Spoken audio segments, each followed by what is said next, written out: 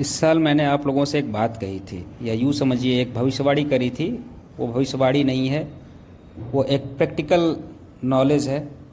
जैसे ही चुनाव नतीजे आए, जब मुझे पता चला कि जो बड़ी पार्टियां हैं हमारे देश की, उनके जो सीट है लगभग बराबर आए हैं, तो मैंने यही कहा था कि इस साल से लेकर आने वाले अगले चुनाव तक देश में बहुत ज़्यादा दंगा होगा, बहुत ज़्यादा हिंदू मुस्लिम होगा, बहुत ज़्यादा आगजनी होगा, लड़ाइयाँ होंगी, लोग मरेंगे और ऐसी ऐसी घटनाएं होंगी जिसके बारे में आपने सोच नहीं होगा। और देख सकते हैं कि हमारा देश उसी रास्ते पे चल रहा है, चाहे ये कांग्रेस पार्टी हो, चाहे बीजेपी पार्टी हो, चाहे सपा हो। सारे सबके रास्ते एक ही है। राजनीति को चलाने के लिए सबका एक ही रास्ता है कि देश में दंगे करवाओ, देश के जो देशवासी हैं उनसे उनका अधिकार छीनो, उसके बाद दो, उनका कपड़ा छीनो, सब कुछ छीनो, उसके बाद उनको एक एक करके एक एक वस्त्र दो, फिर वो पहने। तो यही हमारे देश में हो रहा है। दो पार्टियां बराबर सीट लेके आती हैं, लगभग आसपास लेके आती हैं, तो अगले चुनाव की तैयारी हो जाती है कि अगले चुनाव में एक कदम भी पीछे रहें तो हमारा जो भी प्रतिस्पर्धी है वो जीत जाएगा। तो इस वजह से अब तो यहाँ पे कोई ऐसी चीज़ है नहीं कि कॉपी कलम या किताब उठा के पढ़ना है और आपको एग्ज़ाम देना है। तो ऐसा ऐसा तो है नहीं। आपको जो जनता है उनके दिलों में अपनी जगह बनानी है, तो उनके दिलों में जगह कैसे बना सकते हैं? काम तो आपको करना नहीं है, तो इससे तो दिलों में जगह बनेगी नहीं। तो एक ही चीज़ बनती है कि दंगे करवाओ, देश में आगजनी करवाओ, दंगे करवाओ, उल्टे सीधे बयान दो, लोगों को झूठे वादे दो। इससे ही आप राजनीति में अगली पार्टी अपनी सत्ता में ला सकते हैं। तो यही हो रहा है हमारे देश में। आप देख सकते हैं कि हमारा देश कहाँ जा रहा है। देश में अलग तरीके से बाहर से लोग घुसाए जा रहे हैं। जो यहाँ की पार्टी है वो दंगे करवा रही है, जो बाहर की पार्टी है वो देश में जनसंख्या बढ़ा रही है। तो ये राजनीति करने का एक सबसे बड़ा और सबसे अच्छा तरीका होता है कि राजनीति में कोई आपको एग्ज़ाम नहीं देना होता है। राजनीति में आप जितने अच्छे शब्द बोल सकते हैं, जितना लोगों को गुमराह कर सकते हैं, जितना उनका मूल अधिकार और उनके खुद की बनाई हुई चीज़ों को छीन सकते हैं, उतना ही आप राजनीति में सक्षम है। तो यही है हमारे देश की राजनीति। अब कितने दंगे हो रहे हैं, कितने हिंदू मुस्लिम हो रहे हैं। जो पड़ोसी जिनका हिंदू या मुसलमान सिख था वो आपस में अच्छे से रहते थे, लेकिन चुनाव नतीजों के बाद उनमें भी लड़ाइयाँ होने लगी है। अजीब अजीब से बयान आ रहे हैं, सोशल मीडिया पे कुछ अलग ही तरीके का पोस्ट किया जा रहा है। रात दिन इनके जो भी कार्यकर्ता हैं किसी भी पार्टी के, वो लगे हुए हैं लोगों के दिलों में अपनी जगह बनाने के लिए। वो भी कैसे जगह बनाते हैं?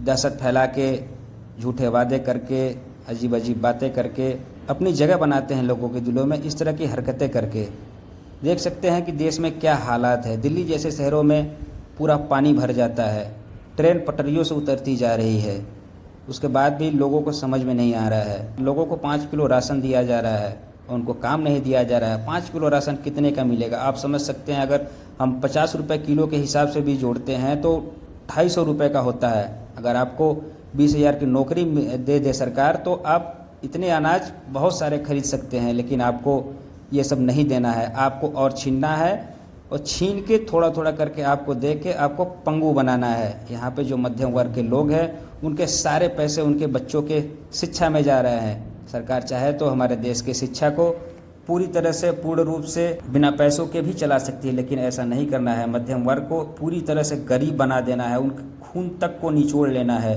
जब तक उनके खून को आप निचोड़ोगे नहीं तब तक आके वो आपके चरणों में गिरेंगे नहीं। यही है हमारे देश की राजनीति और यही है हमारे देश का हाल और यही है हमारे देश की जनता। जो जितना वो एक कहावत है ना कि जैसे बकरा कसाई के घर ही पोस मानता है, तो वो सही बात है कि देश के जनता को जितना लूटा जाए, जितना काटा जाए, उतना ही वो राजनीति पार्टियों के पास जाएंगे। आप देख सकते हैं अभी कुछ दिनों पहले बांग्लादेश में तख्ता पलट हो गया और वहाँ की जनता आपस में लड़ रही है, मर रही है, कट रही है, लेकिन वहाँ की जो नेता थी शेख हसीना, वो पूरी तरह से सही सलामत वहाँ से निकल गए और हमारे देश में शरण ले ली है। तो किसी भी पार्टी का कोई भी नेता, उनको कुछ भी नहीं होने वाला है। आपके बच्चों को दंगा में डाल देंगी, मरेगा आपका बच्चा, आपके घर का लाल मरेगा, लेकिन उनका कुछ नहीं जाएगा। उनके बच्चे तो इंग्लैंड जैसे देशों में पढ़ते हैं, वहाँ से एजुकेशन हासिल करते हैं और यहाँ के फिर राजनीति करते हैं। यही है हमारे देश का हाल। आपसे सारी चीज़ें छीन लेंगे, उसके बाद थोड़ा थोड़ा करके देंगे।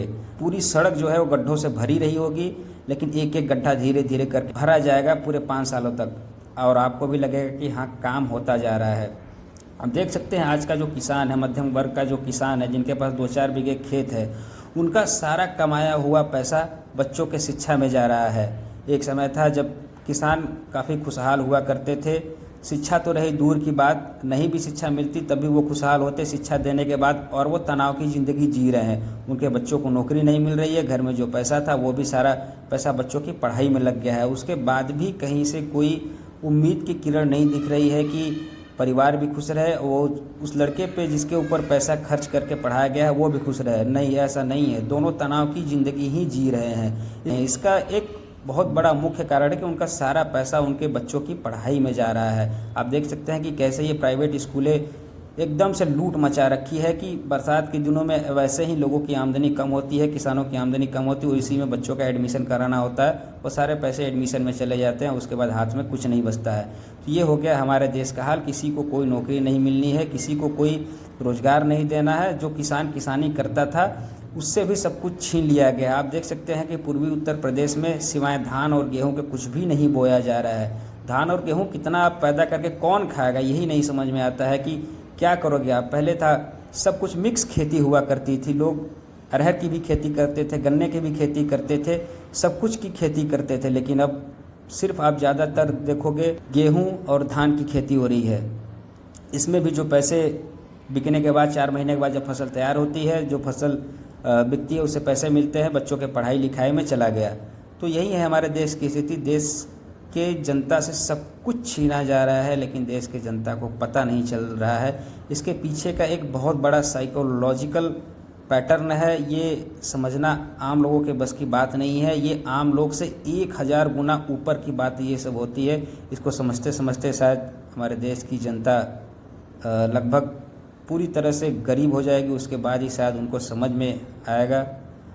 तो रही ये थोड़ी सी राजनीति की बातें, कैसे राजनीति करने वाले लोग, राजनीति पार्टियां खुशहाल रहते हैं, मस्त रहते हैं, लंबी लंबी गाड़ियों में घूमती हैं, वहीं उनको वोट देने वाले लोग फटेहाल ज़िंदगी जीते हैं, फटे हुए कपड़े में रहते हैं। उनके बच्चे पढ़ने लिखने के बाद भी नौकरी नहीं पाते हैं। यहाँ बच्चा थोड़ा सा राजनीति पार्टी से जुड़ा हुआ है या किसी राजनेता का बच्चा है तो उसकी लाइफ सिक्योर है, मस्त है, उसको कोई टेंशन नहीं है, ना नौकरी की टेंशन है ना पढ़ाई की टेंशन है, उसका जीवन सुरक्षित है पूरी तरह से।